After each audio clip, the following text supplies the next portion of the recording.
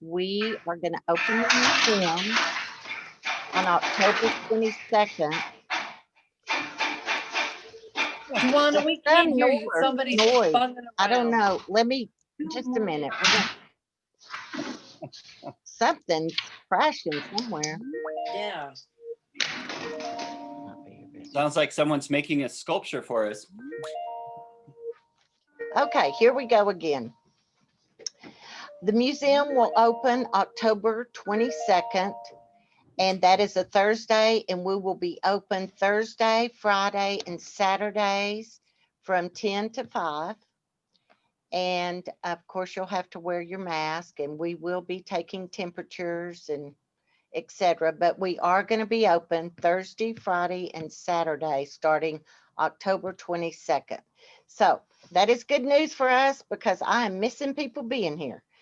And I will turn it over to Christian for the National Gallery of Art. Okay, good morning, everyone. Where do you start with the National Gallery of Art? I think that most of us, or a lot of us at least, have actually been to the National Gallery of Art. And I thought my wife, Joanna, and I talked about this. And for her, this was actually the first art museum she ever went to.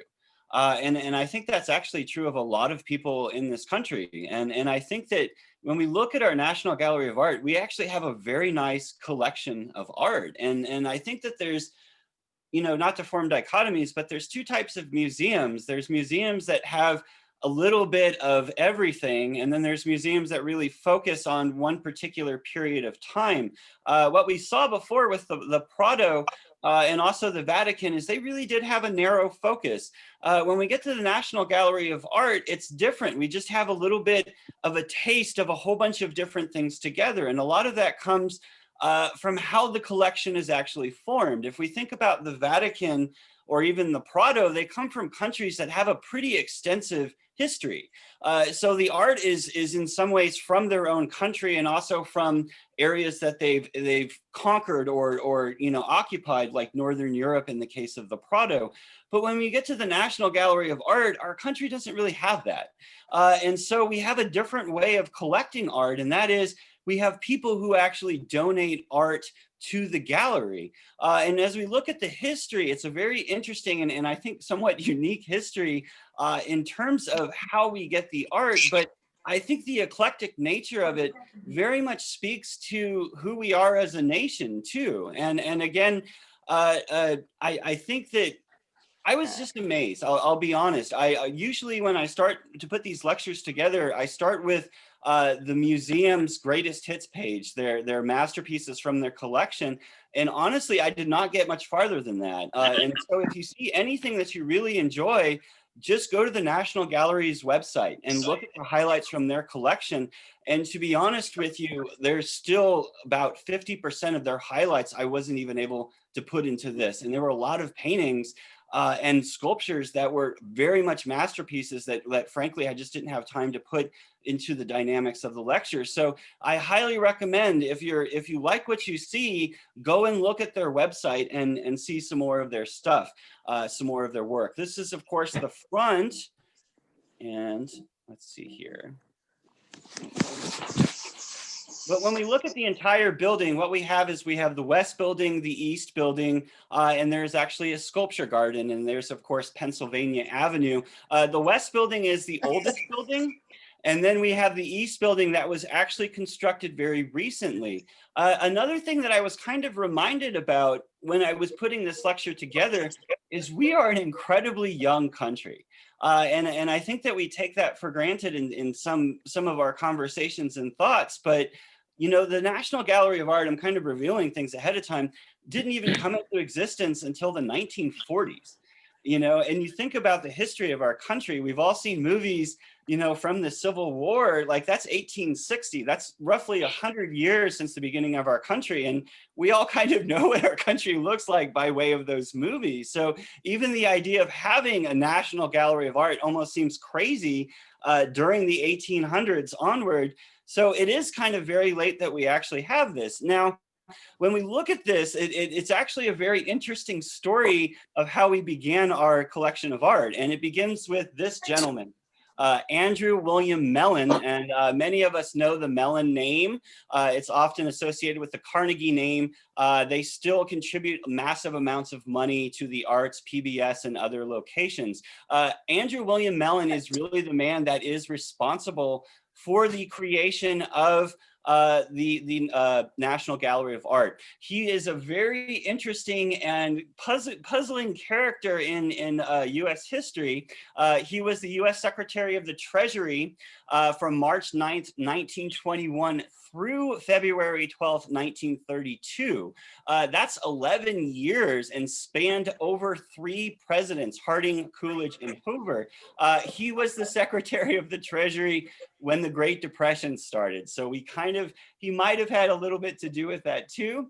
At the end of his term, he was so politically integrated that Congress actually had a problem with him. And at the end of his term, he was actually going to be impeached by Congress from his position as the United States Secretary of the Treasury. And then what happened instead was Hoover, who was the president, instead switched his title over to US Ambassador to the United Kingdoms, and that way he wouldn't have to be impeached.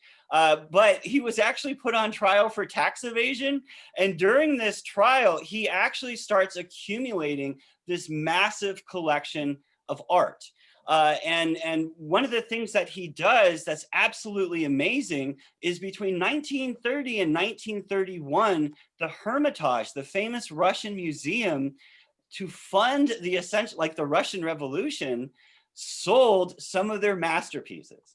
And you kind of had to know the right people to get in on this, but Mellon spent $6,654,000 on essentially 20 key pieces of art that form what we think of as the National Gallery of Art. And his idea was really, really simple, and it actually worked. He thought, if I can make a place and start a collection, then these other individuals that are extremely wealthy within our society that have these massive collections of art, they will be pushed or would want to give their collections over to the museum. And in fact, that's exactly what happened. So Mellon starts the idea, but on the right there, I have a list of key individuals that have donated art to the National Gallery of Art. Essentially, what happened was Mellon came up with this plan, and he met with the members of the government, and he said, what I'm going to do is this. I will donate all of the money to actually make the structure, the actual National Gallery of Art. I will donate my masterpieces and the rest of my art collection. And all the government actually has to do is pay for the maintenance of the building and the art. What a sweet deal that was. Can you only imagine? So this is really the beginning. And as I have in my notes here, Congress formally accepts this offer on March 24th, 1937. And so we have the construction of the very famous National Gallery of Art by way of this. The paintings, now this is really kind of a fascinating point of history, that there was a point in history where the Hermitage was just selling their masterpieces. And again, as I mentioned, Mellon was smart enough to buy some of these paintings, and these are, dollar signs from 1930, but it's still an amazing deal. We'll start, he got 2 paintings from Anthony van Dyke. The painting of Isabella Brant, he actually paid $223,000 for. Moving forward, I just want to go very quickly through his collection. Another pair of Van Dyke paintings. These were both purchased in March of 1930. And you'll notice that there's a very strong tendency of what he's actually buying. This, in my mind, is an absolute masterpiece, and I'm absolutely amazed that we were able to purchase this. This is Jan van Eyck's Annunciation. This is an oil painting, and just look at the phenomenal amount of detail that's within this painting. And again, the Van Eycks were some of the first people to really use oil painting in a very effective way. This painting goes all the way back to 1434 and was purchased, in my mind, for the incredibly cheap price of just over $500,000. Circle of Diego Velázquez, he was able to purchase Pope Innocent X. And we've actually looked at this painting in our when we talked about the Vatican, because Francis Bacon, of course, does a famous version of this painting. Now, what do I've got him, but Paulo Veronese, The Finding of Moses, another very important painting from essentially the northern part of Italy, the northern Italian Renaissance. I don't see. Here we have a Botticelli, The Adoration of the Magi, again purchased in 1931, forming the core of what we have as our collection. No, that I don't see. Still hearing one or two voices out there, so just a reminder, if everyone can mute their microphone. But I'm stepping away because I don't see. These are actually paintings that were done in the workshop of Rembrandt. And again, absolutely beautiful, beautiful paintings. The girl with the broom there on the left, I'm actually very familiar with, because as I was growing up, my next door neighbor's family actually had a print copy of this within their home. I only very recently figured out that this was from the workshop of Rembrandt. But again, these were purchased in 1931. We then have actual Rembrandt paintings that were purchased again in February and March of 31. We have a Polish nobleman, which is an exquisite example of a Rembrandt painting. Why do I say that? The things I look for in a Rembrandt is the facial expression, the way he's able to capture human emotion and feeling. But look at all of the wonderful details of this figure. Look at the medal that's hanging on this character's shoulder to kind of give it this point of importance. And you have all this wonderful gold kind of reflecting from his cane to his hat to back to the necklace. And you'll even notice the gentleman actually has a very large pearl earring as well. We then look at a woman holding a pink, and a pink is just a flower. But again, another absolutely amazing Rembrandt painting, and just take a few moments and enjoy this woman's face and the complexity of the pinks and the flesh tones that he intertwines within her face. Just an absolutely amazing rendition of the human form. And this is another one that he has from Rembrandt and his workshop. But again, look at the turban on this gentleman. And look at just the amazing patterns that are there. And again, Rembrandt paints like fur very well, that kind of image of it. And I just absolutely always love to enjoy his paintings from that perspective. But already, what have we gotten? We've gotten essentially 5 paintings from Rembrandt, a Botticelli, just to name a few things. And again, like this is all just being sold by the Hermitage. We have a couple paintings by Frans Hals. We have Portrait of the Member of the Haarlem Civic Guard. And if that gentleman looks very much like one of the night guards from Rembrandt's painting, it's a similar style. And again, those gentlemen were essentially like a militia as well. Then we have Portrait of a Young Man from 1646, was purchased in February of 1931. We also have a Raphael from 1931, St. George and the Dragon. So again, like we have a Raphael in our country's collection that originated from Russia, but was purchased and brought into our collection.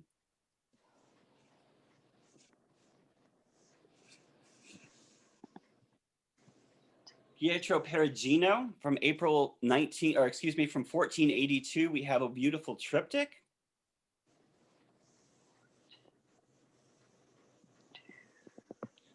And this is really the prize of all prizes. We were able, and I say we, Mellon was able to purchase the Alba Madonna in April 1931 for the price of $1,166,400, which is kind of a steep price for the time period, but this is a Raphael, beautiful Raphael painting. And at the time that it was purchased for this price, it was the most expensive art purchase in history. But again, this is the cornerstone, or one of the many cornerstones of the National Gallery's collection. And it is absolutely amazing that we were able to purchase this for $1 million, just over $1 million, even in 1930. Just put in your mind how much this painting would actually go for on the market for today. It would certainly fetch 3 zeros in the millions category, with the front number probably being 2 or 3 at the smallest amount. So we really kind of got a steal, when, in my opinion, when we were able to purchase all of these wonderful paintings from the Hermitage. And just one more from his collection. This is Titian's Venus with a Mirror, painted in 1555, purchased and brought into our collection in April 1931. So what we have here, and there's just a couple more that he bought that I didn't include from some lesser name artists, but you kind of understand where this is going. Like, all of a sudden, he purchased essentially an entire wing of a Renaissance museum. And was able to not only bring these paintings to America, but eventually these became part of our national collection. So now we have a wonderful small collection of art. We just need somewhere to put it. So the next step is we contact the architect, John Russell Pope. A very striking photograph of him, I believe. He is also responsible for designing the Jefferson Memorial in Washington, D.C. And if you know the Jefferson Memorial, it has a somewhat similar shape to the central part of the National Gallery, and we'll talk about that in a little bit more detail here in a second. This was the site that was located, and I love little quirky parts of history. This was originally the site of the Baltimore and Potomac Railroad Station, and is, as it says in my notes, the location where President James Garfield was actually assassinated. I do not believe that's why they chose this site for the museum, but it is an interesting little fact about the location. This is a photograph that we have of the original building when it first opened. And I think that this is absolutely amazing. This is from 1941. Not just for the building, but look around the building and look at just the fact that there's nothing there. If you look at contemporary images of the building, it's exact opposite. It is cluttered with other buildings and that type of thing, where here it is very, very quiet and plain.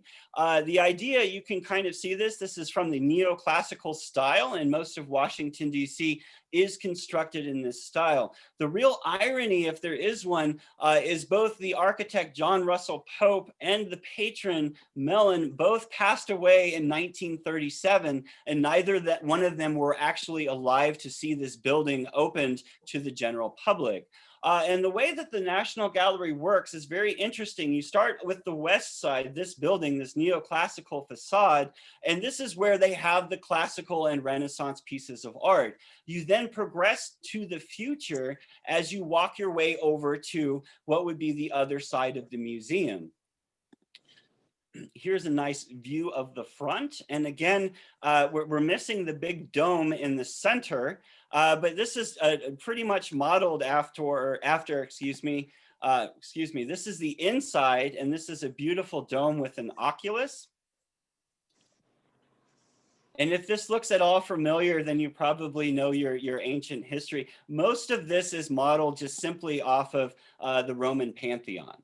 And in particular, if you look, I'm going to go back here. If you look at the dome with the oculus, it almost looks exactly like that of the Pantheon, except for the corbels, the square areas actually go all the way up to the top, I believe, on the Pantheon. And the Pantheon has an open space rather than a window. They just let it rain into the Pantheon because there's a floor. In our version, we have a window up there so that we don't get water on the inside of the art museum. Here's our Pantheon again. Now, in between the two buildings, we actually have a piece of art. And when you travel, there's an underground travelway that goes between the west side and the east side. And there's a piece in there by Leo called Multiverse from 2008. And this is an LED construction. LEDs are just the wonderful little lights within this space. So you ride on these walking electronic walkways, and you're surrounded by this beautiful, beautiful light installation. The problem with these is it's always very hard to kind of show a still image. I have one detail shot to kind of give you a little bit more of the experience. But I think of it as the magic walkway of time that you kind of go between older art history and more of the contemporary. And as I mentioned, there's two sides to the museum. So the East building, which looks radically different than the West one, was constructed and was first opened in 1978. And think about how incredibly recent that is, just in terms of our own history. The East building was actually paid for by the children of Mellon, Paul Mellon and Elisa Mellon Bruce. And the space was still left over from the original consignment that was done with Congress, believe it or not. I.M. Pei was the architect. He's an incredibly famous architect. I could spend an entire lecture just going through his different works, but he is the primary architect for the East building. And as I mentioned, the East building has most of the contemporary work with it. And again, it's kind of fascinating to me, these two buildings in juxtaposition with each other. And just one more shot of the building itself. Again, a very modern type of feel within the architecture, very angular, which is a popular thing in most of the architecture of this time. And the very last piece that we actually have is the National Gallery of Art's sculpture garden that was opened in 1999. Again, really very incredibly recent. When you think of a National Gallery of Art, again, it's only been open about 70 years or so. It's incredibly new in terms of the conversation of an art museum. Now, as we go in and we actually look at the art, I had a quandary with this one, and I didn't know whether I wanted to show the art in a chronological order or show the accession of the art in its chronological order. And I actually decided on just showing the art in a chronological order. But one of the things that I noticed about this, and I want us to pay kind of particular attention to, is when this art actually gets accessed into the museum itself. Because we have a lot of different art, but we always think of this art as automatically making it into a museum, even within a few years of it being created. But the truth is, many forms of art aren't accepted or enjoyed, we'll say, by the general public when they're first created. And it takes a while over time for these paintings to actually, and sculptures, to make it into a museum. I wanted to include this for a couple reasons. One, the name of the artist in this is Master of the Playing Cards. And that's got to be one of the best names for an artist. I imagine he was very adept at creating playing cards. We take it again for granted that people used to have to hand paint playing cards and things like this. The print is actually called a poet reading from the 1430s.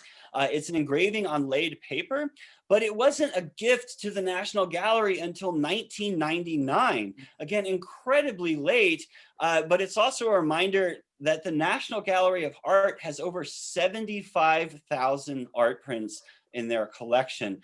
All donations, or the majority donations, from, again, collectors, American collectors who have put their art into the service of our country, essentially.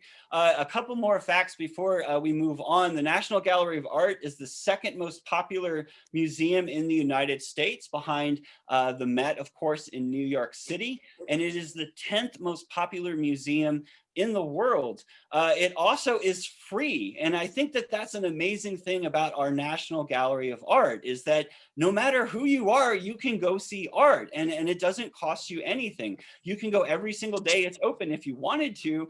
And again, unfortunately, it's not very open right now. They are taking, you can reserve a look at the Western, some of the Western pieces, I believe, is as far as they've gone. So it was this amazingly strange experience of going through all of their paintings, and every single one of them had this little note, not on view, not on view, not on view. So if nothing else, this is a wonderful exercise in just seeing what they have. A very quick note about this. This is the first piece of art that I've seen historically that actually has a folded piece of paper in it.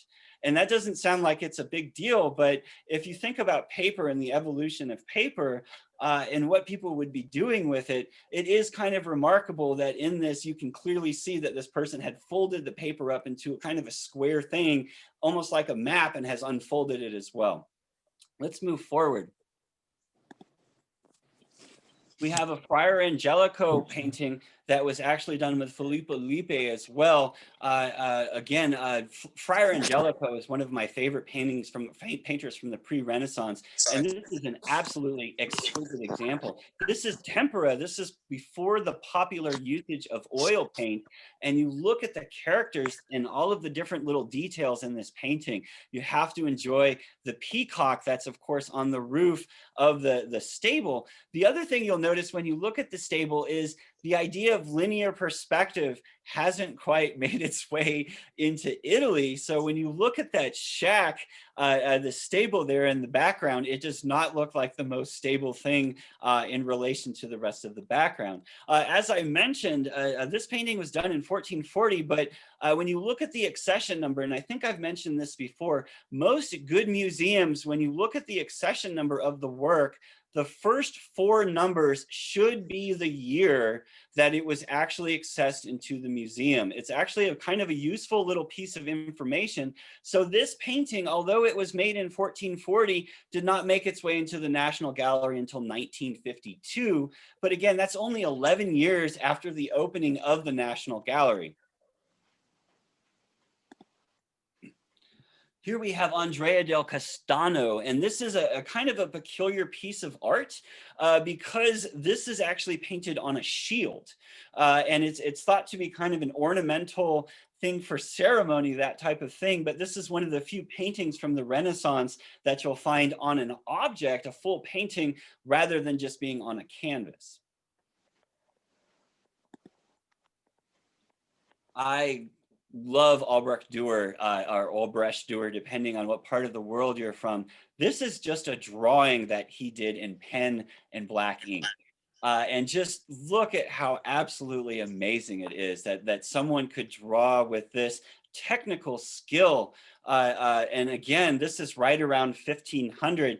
Albrecht Dewer is really part of the Renaissance, even though he's not usually mentioned with the other people from Italy, because of course he's from Northern Europe. He's a German. 1495, but not in the collection until 1972. And this is another painting that I always wonder, how the heck did we get a copy of this painting in our National Gallery? This is a Leonardo da Vinci painting.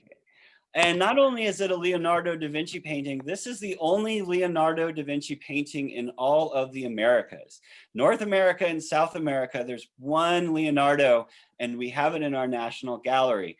This is actually a very early Leonardo da Vinci painting. This is one of the first paintings where he's actually using oil paint.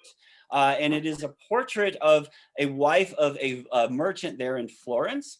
And the other absolutely amazing thing about this painting is it actually has 2 sides. And to my knowledge, this is the only Da Vinci painting that is a 2-sided painting. On the left, you have the portrait of the woman. And then on the back, you can see this kind of ornamental design he did with a few different types of flowers. Again, very remarkable painting, very much in the Da Vinci style. In particular, if you look over her shoulder, you'll notice this blue atmospheric perspective that Da Vinci was very, very famous for painting, already kind of present in this early oil painting that he did. Gigiorno, the Adoration of the Shepherds. And if you look at the date on this one, this is from 1939. So this is, again, very, very early in terms of the collection. This is another fun painting. If nothing else, you'll notice these little putis or kind of cherub heads that are at the top of the cave line that are barely visible looking down at what's occurring.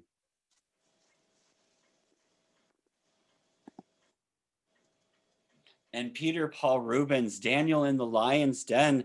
This is again a very, very famous image, originally created in 1614, but not accessed into our collection until 1965.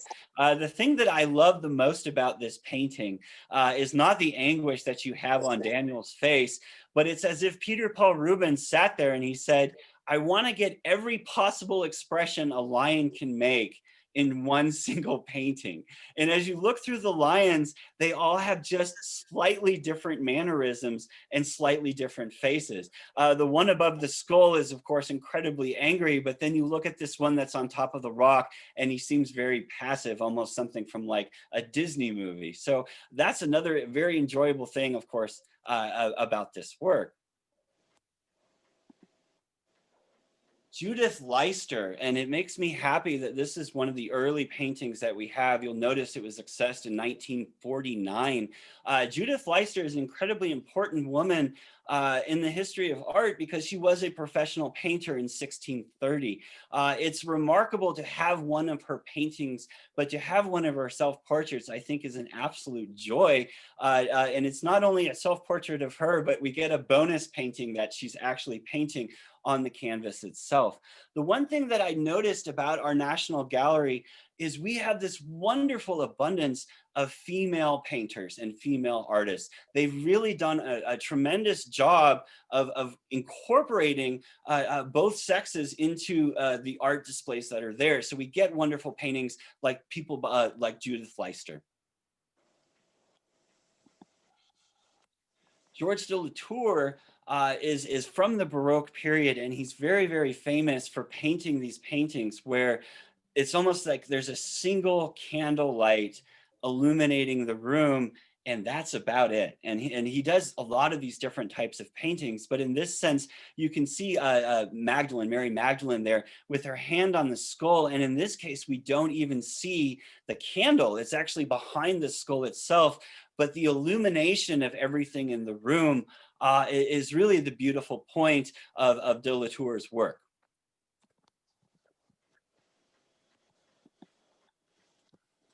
There are so few Vermeers that actually exist in the world. And I am happy to say that the National Gallery actually has one. And again, 1937, this was very much one of the earliest pieces that we have in our collection, Girl with a Red Hat. And this is a somewhat famous painting because I've seen this painting used multiple times with the question of whether or not Vermeer used a camera obscura, an early photographic device that you could project things essentially, and then he would paint on top of that. The particular reason why they believe he might have done that is if you look at the handles of this chair and some of her shoulder, it's actually slightly out of focus. And people are wondering, again, this is this conversation about whether the focus was on her face and the rest of it kind of went out of focus because of the camera instrument. But again, very early in our collection, 1937, even before, of course, the museum opened to the public. Here we have a Fragonard young girl reading from 1769. This is from the Rococo period. You can tell by the lush colors, but I particularly enjoy the relationship of that fluffy, beautiful pillow and the woman's face, and how on the dark side of the pillow, we have a certain range of tones. And if you look at the woman's cheek, there really is kind of this connection between those two surfaces.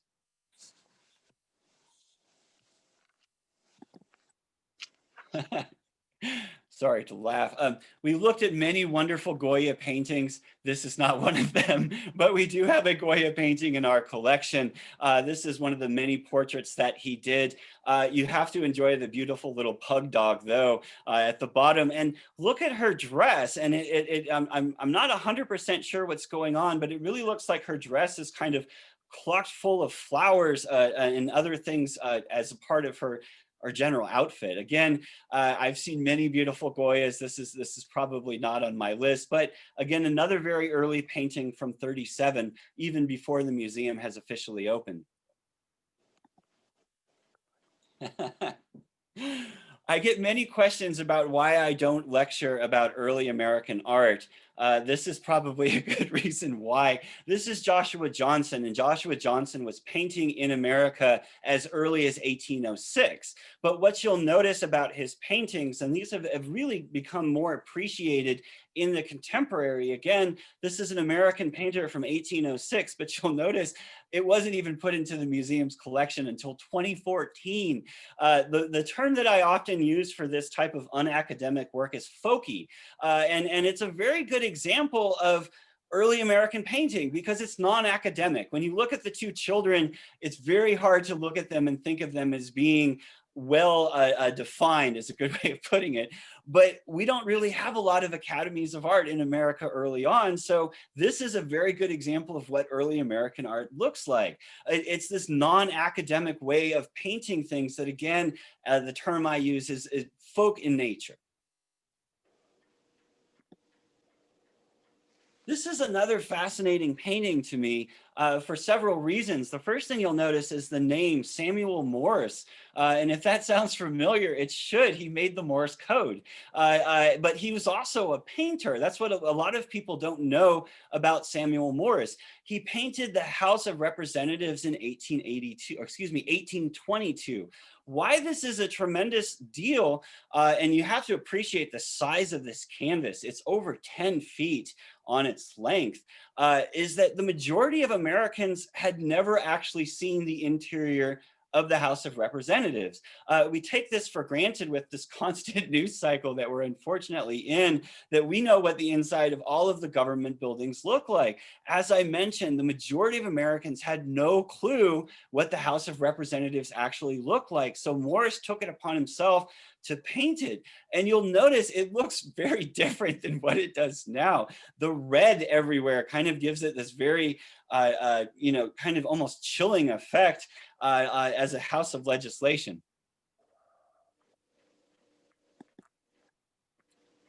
Oh, I missed the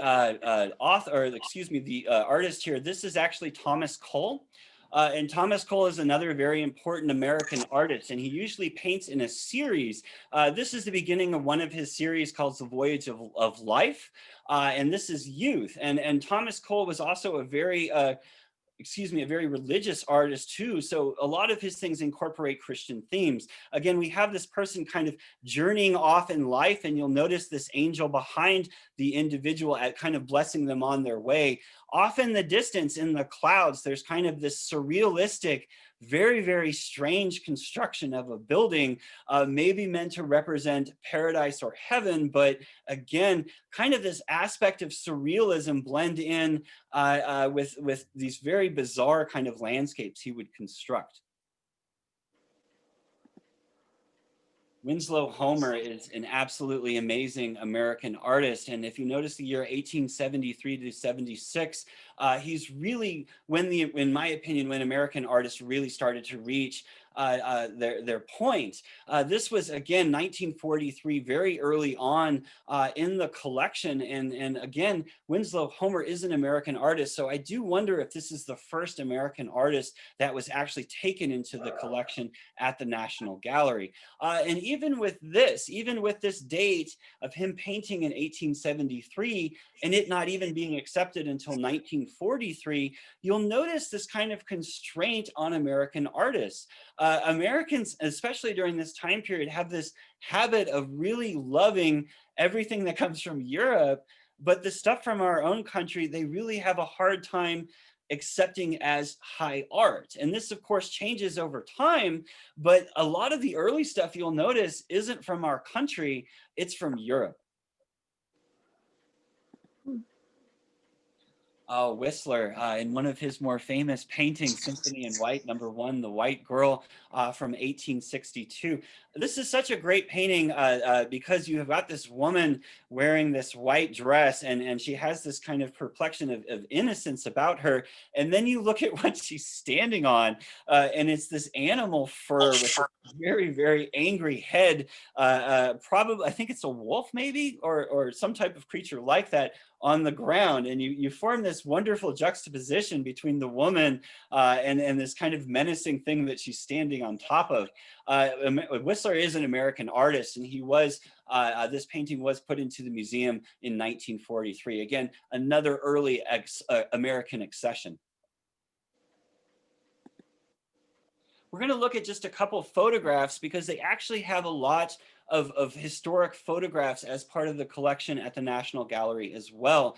This is William Henry Fox Talbot, and he was one of the first practitioners of photography. And this is an amazing photograph, the boulevards of Paris. And the amazing thing about his work is this is back when they had incredibly long exposures with the thing. So everything, all those horse carts, as you can see, would probably have had to sit there for a while to be photographed. If you look at this light pole, you'll notice on one side there's kind of a blurry horse. And this is the indication that the horse kind of came in while the exposure was occurring.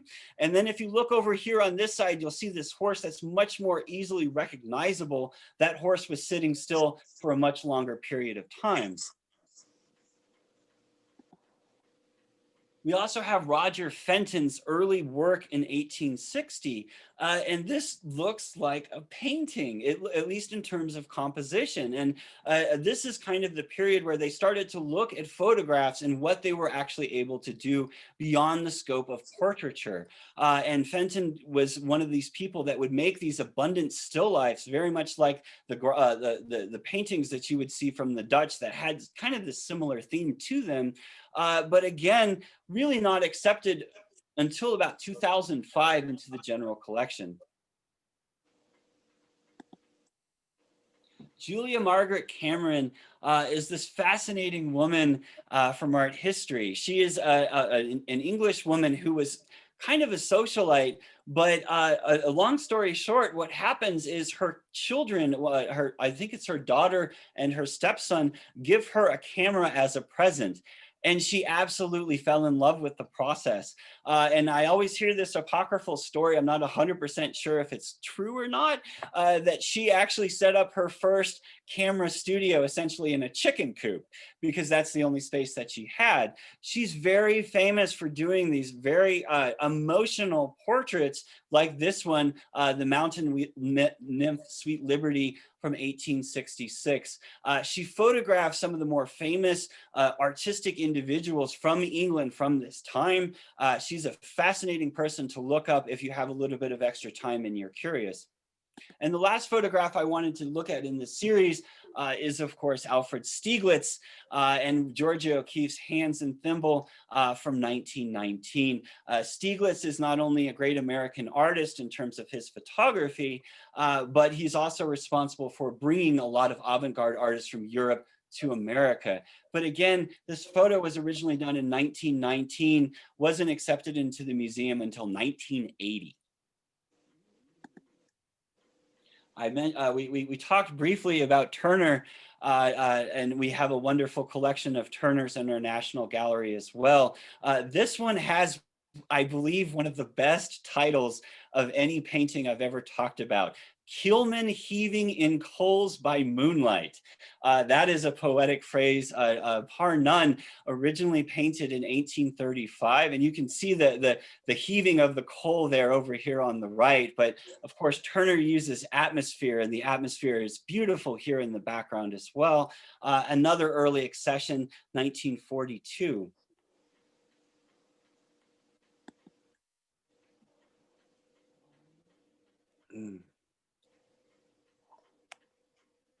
Have to have a sip every once in a while.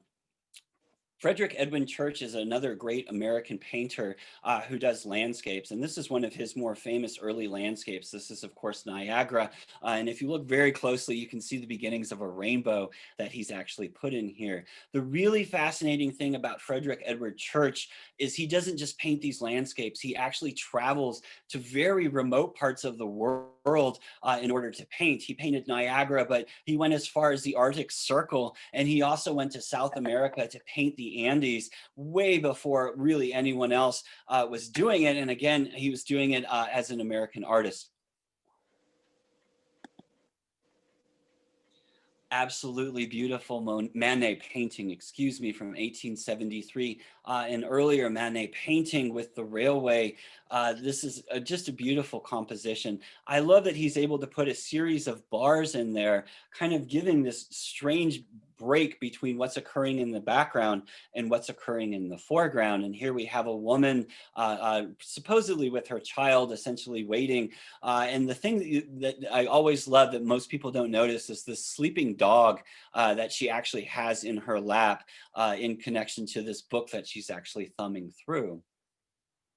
I mentioned that the National Gallery has this amazing collection of women artists, and this is another great example. They actually have a painting by Eva Gonzalez, and Eva Gonzalez is one of the only students of Edward Manet, the man we just looked at. This wasn't taken into the collection until 2006, but it's an excellent example of her type of painting. And it's absolutely beautiful. I get so enchanted by the underside of this umbrella and these beautiful turquoises that she's able to paint in there. The one strange thing about this painting is if you look at this woman's face, she has her eyes, but her eyebrows almost look like eyes too. And then she has curls on top of her head that almost look like another set of eyes. So at first glance, it almost looks like she has 6 eyes on her face rather than just 2. And as you really look, you kind of decipher what's actually occurring. And we have one of the dancer figures by Edward Degas as well. Again, accessed in 1999. I think that a lot of people miss one of the major points about this statue that Degas was actually creating. It is true he was, creating these images of beauty and these younger ballet dancers that he's creating. But when you really look at the materials that he's using in these, I think he was hitting on something that's really not hinted on for about another 40 years in art. And that is that objects in themselves can be art. This is, of course, from Duchamp and his famous use of everything from a wine bottle rack to, of course, a urinal. But what Degas really did with this was not only what did he create the form of the young lady, but he put in things like linen slippers and a silk tutu and a linen ribbon, actual things that this person would use, actual artifacts of the ballet have made their way into this object. And again, that's a really remarkable thing to kind of pause and think about in the general perspective of art. And we have Rodin the Thinker as well, originally modeled in 1880, first cast in 1901, another early piece within our collection. What a lot of people don't know about The Thinker by Rodin is this is actually just a study from a much larger piece that he did. Rodin did a very large sculpture called The Gates of Hell. And it's an absolutely beautiful sculpture if you ever have the time to look for it. And The Thinker is just one little piece in that giant doorway. It's actually at the very top of the doorway, kind of looking down. But if you're ever curious, look up The Gates of Hell by Rodin and try to find where the original Thinker is. William Michael Harnett is an American painter, and he was very much overlooked from the period he painted. This is an oil painting. It's not a photograph. And that is remarkable in itself. If you are an appreciative person for just really good painting, this is an interesting person to look up. And again, because he was an American artist, did not get the credit that I think he deserved until much later. But the really peculiar thing about this is if you really look at it, we're looking at a door. And the violin and the paper are on the door. But if you look at the bottom, there's actually an envelope here. There's a piece of mail. And so what we're looking at is not a door in a doorway, but a doorway that's flat, almost like being used as a table with objects being placed on top of it. And I love this kind of realization you make with this, where you first look at this violin and you almost assume in your mind that it's hanging on some wall, but then you notice that little piece of mail, and all of a sudden you have this radical change of how you're actually looking at this object. You're looking down at it, not straight towards it. Albert Bernstein, The Last of the Buffaloes from 1888. This is a massive painting that was done that was 6 feet by 10 feet. Again, painted in 1888, did not make its way into the collection until 2014. I read, like in the notes, it has one of the best quotes though, a masterfully conceived fiction that addresses contemporary issues. You could use that phrase in so many different instances in the contemporary. You can put it in your back pocket if you'd like to, but this is during the time period where Americans really became conscious of the fact that we were exterminating the buffaloes. And while there were millions at one point, at this point in history, there were only a few thousand left. And this construction, again, with the buffalo bones in the foreground, is kind of an allegory about that. As it says, it's a conceived fiction to address the contemporary issue of these buffalo actually being eradicated from American society. And absolutely beautiful Van Gogh. And that's the thing, is a lot of museums have Van Gogh paintings, but there are a few that just really take my breath away. And to be honest, this is one of them. The way that he's painted the blue in this is just so incredibly dynamic. And you look at the little lines that he's forming, and you kind of go up and around his head, and then you go into his clothing and you have that same kind of line. And then you slowly kind of make your way to his face, and you notice that he's using that same form of line to construct his face. And there's something in those eyes that's just so powerful and majestic and beautiful to me. This is absolutely one of my favorite self-portraits that Van Gogh has done. Monet's The Japanese Footbridge, again painted in 1899, another, I think, very large painting. And you can, oh, this is actually one of the smaller ones, pardon me. And again, accessed in 1992.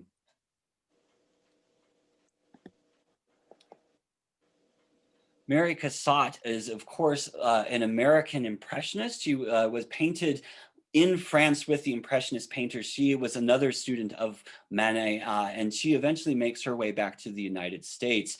She paints absolutely amazing paintings, and this is a great example.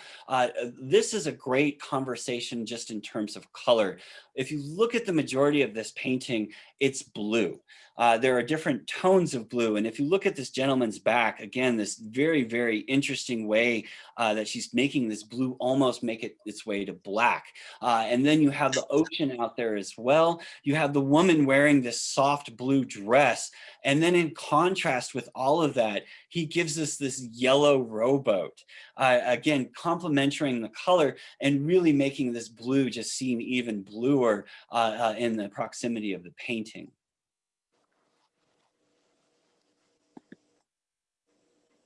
And Picasso, this is the family of acrobats, and this is right at the beginning let's see, this is right at the end of his Rose period.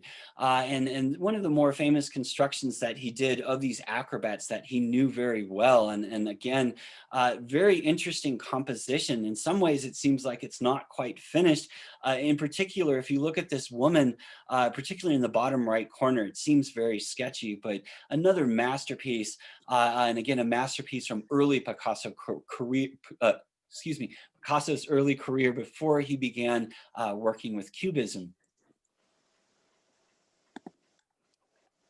And we make our way back to American artists. And George Bellows is one of my favorite American artists from the turn of the century, both members of this club from 1909. And the title is reflecting on the fact that boxing was illegal during this period. So what they would do is they would have these athletic clubs, and people would become members of the club, and then they would have boxing by way of that. But this is such a dynamic and incredibly powerful and wonderful painting. If you look at the two figures and you look at the pinks and reds that he's able to generate in this figure from this man just getting walloped repeatedly, and then you make your way from these two figures into the sea of faces that almost looks like something from Hieronymus Bosch with how he's distorted some of these faces. Look at this gentleman right here with this Joker smile on his face as he's peering up at what's occurring, and look at how tiny these little eyes are that he's created for this individual, really accenting this phenomenal smile that this guy has. I've said this about Velázquez, and I'll repeat it about John Singer Sargent. There are certain artists that I just feel when they paint achieve something that most people won't, most artists can't even put into their mind. If you look at a Sargent painting, they are some of the most beautiful paintings I think that have ever been made. Why? Because I think, like Velázquez, Sargent understands the human eye is looking at something, and the human eye works in a variety of different ways. You look at this woman's face, and you look at how realistic he was able to paint this woman's face. But as you start to move away from the woman's face, it becomes more and more impressionistic, until the point that we get to the bottom of this woman's dress. And this almost looks like something that was painted by Monet, excuse me, just this kind of rawness of just strokes and the idea. And when you look at this painting and you focus on the face, the rest of it kind of gets in this blurry sensation, and Sargent knows that, and that's how he's actually painting the painting. I could look at Sargent paintings all day long. I find them so incredibly enchanting and beautiful and wonderful. I could do the same with Kandinsky. This is improvisation number 31 from 1913. And again, not accessed until very late. 1978, they started to really think about Kandinsky again. I love Impressionist paintings, and this is just my personal choice, where you look at the composition first and you're like, okay, I see a bunch of lines and colors and forms, and you really appreciate that. And then you look at the title, and every once in a while, they'll give you just a little hint of what they were thinking. So we have improvisation number 31, but he's also given this title Sea Battle. And all of a sudden you look back at this like form with all of these little shapes and things, and you start to think to yourself, where's my sea battle? And you start to put things together that maybe these aren't just lines, maybe these are masts on ships. And we're looking at this combination of different things working at the same time, and people fighting each other and all of that type of energy within the space. I love this painting, and I love the work of Archibald John Motley Jr., painted in 1922. Again, not in the collection of our museum until 2018, just 2 years ago. And this is a portrait of his grandmother. And I love this painting. And this is kind of a strange thing to say, but I love it when people can successfully paint older folks, because it is an incredibly difficult thing to do. You have all of these wonderful folds and wrinkles and lines that all kind of work together to form the person, but yet you can do it in such a way that provides this majesty and this sense of wisdom that you get when you look at this woman. And not only that does he master all these wonderful folds and wrinkles in this woman's skin, but look at it in comparison to her hair and then to her blouse. And you really have different forms of texture all working in combination with each other within this very, very beautiful painting. And of course, we have to get to modern art. Modern art, which starts in about 1925. We have one of Mondrian's compositions, Piet Mondrian, again, not in the museum's collection until 71, but this is a product of design as much as it's meant to be a painting. Again, this is supposed to be something that you put on your wall to match your furniture, and your furniture would be red and blue and yellow and have the same kind of line feeling to it. And I think that people miss that, but there's something incredibly fascinating with this painting. He takes what you think of as a normal canvas and he turns it on its side so that it's a diamond. So we have this diamond shape, but then he paints these rectilinear lines going up and down and vertically at 90-degree angles. And that works in this really bizarre way with the diamond itself. Mondrian, if you get nothing else out of Mondrian's one of his bigger concepts is that our eye doesn't stop with the canvas. And when you look at his constructions, a lot of his constructions do things like this, where you notice this red triangle and this blue one and this yellow one. And we have all of these squares in here. So we think to ourselves, this is a square too. But yet we don't get to see the rest of the square. You follow me? And so we have to kind of project in our mind some of the composition that he's creating even beyond the canvas. And he's doing this in the most simplistic way with just colors and forms rather than highly complex things to exaggerate just the simple philosophical point that he's trying to register with his work. I got a on that one. All right. Let's see. Miro. I love Joan Miro. We talked about him in reference to Spain. This is he's a surrealist painter. This is a series that's pretty early called The Farm from 1921. And this is great because it's almost like you're pulling away different layers of the farm and you're seeing all of these different little parts of the thing. And it really becomes about texture and forms. And one of the things I always do is I try to find all of the wonderful animals. We've got a little dog here, there's a goat here, a bird up here, but again, a landscape painting created by Miro, who's very famous for just creating pure abstract paintings. And I put this in comparison to an American painter who does a building, it's not a farm, but different ways of thinking of things. And this is, of course, Edward Hopper, one of our, just an amazing American painter, watercolor on graphite. But as I mentioned, you know, this was painted in 1924. This was before we even opened the art museum, the National Gallery, but it wasn't put into the National Gallery until 1996. Charles Sheeler is another great example of a fabulous American artist. This is from 1931, and the title, Classic Landscape. Isn't that kind of fun? Because when you hear, if I said to you classic landscape, I bet most of us would think of something probably from Europe that was probably painted around 1850, that had a lot of wonderful trees, maybe a few people in it. And that's what Sheeler wants you to do. He wants you to put that in his mind, and then he wants you to look at this painting and ask yourself, well, why isn't this a classic landscape too? This is an American landscape as much as anything else. And that's one of Sheeler's points, is he wanted to paint the American landscape.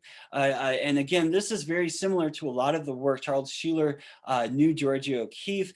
This is a similar style of art that she, of course, would do with these large, flat, open plains like you see in these buildings and these silos here in the background.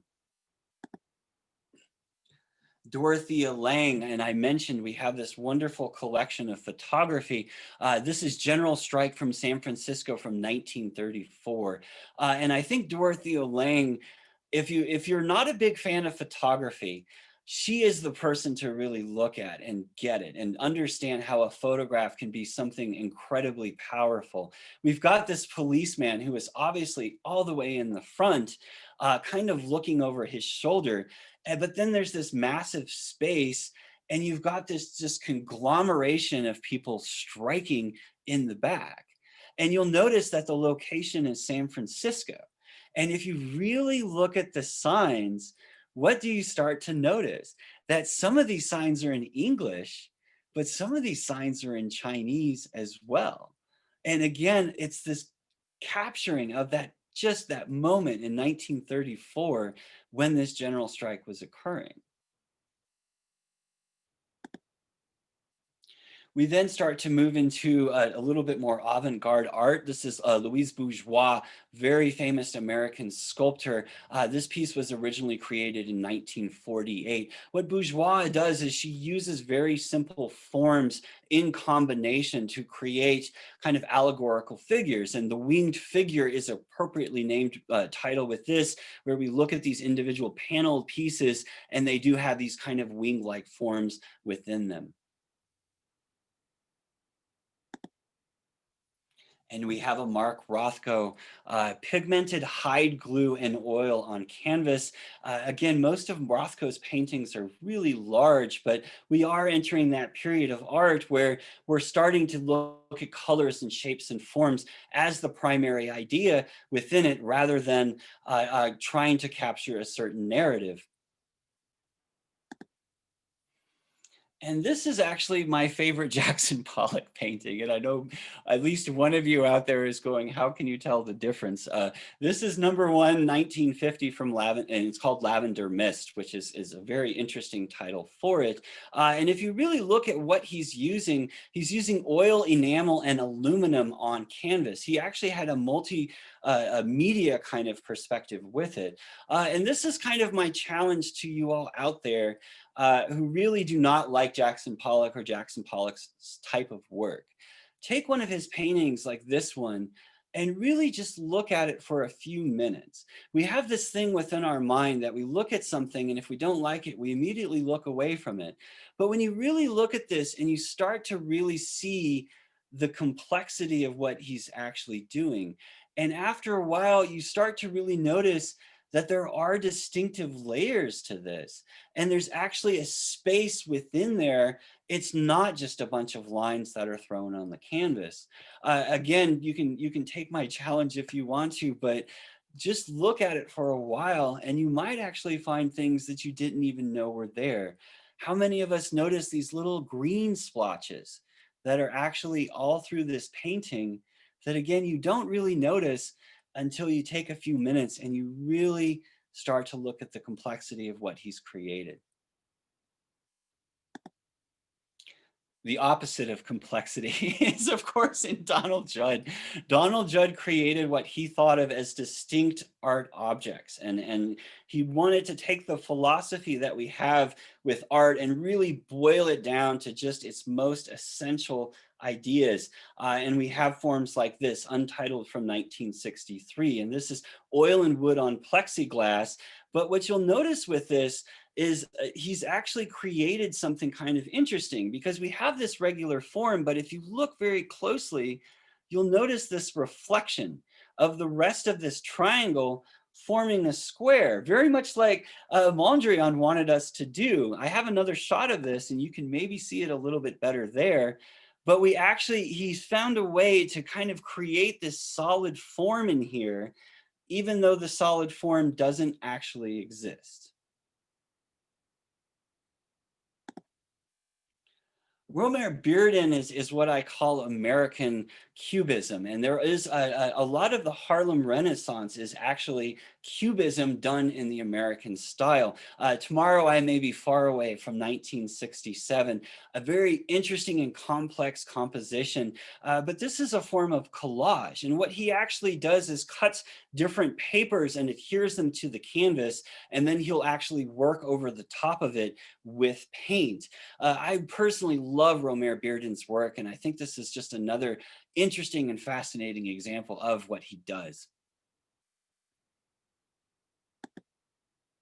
This is the last piece that I have for us, and to be honest with you, I don't really know that much about it, and I wasn't going to include it at first for that, but I wanted to leave us something to think about before we departed for our week, before we all got back together. I'm going to kind of work my way through this, and I hope I'm right about this piece, and if I'm not, I apologize.